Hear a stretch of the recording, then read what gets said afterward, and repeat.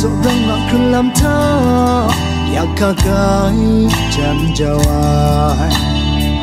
say salan pi sini te rao dan makam pe kun pai te so e kam sharang ya in so rang pe che na ya rit yo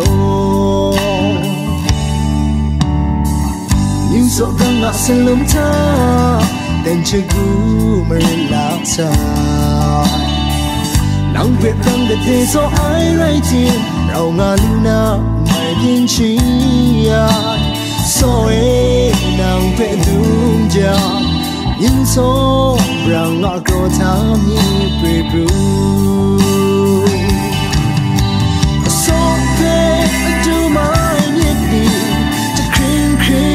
bu wa ya in so rang nga ya ga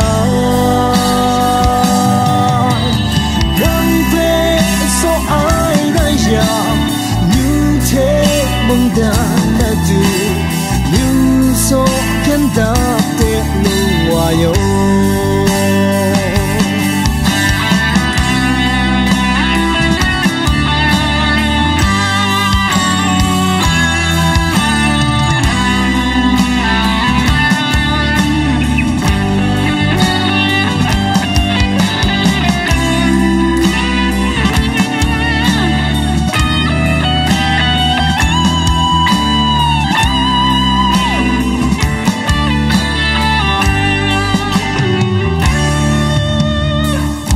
so rang ngak lam tha yakakai jam jawai say salan pi sini te rao dan makam pe kun pai te so e kam sharang ya you so rang pe che na ya rit yo you so rang ngak salum tha den che gu mer la sa nang pe rang de te so ai rai ti rao nga luna mai din chi ya so e nang pe dum ja in so rang nga ko tha mi pe bu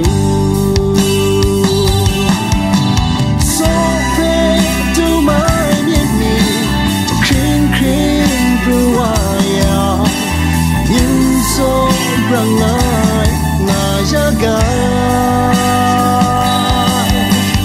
rang pe so ai rai ya you te mong dan ma du you so can da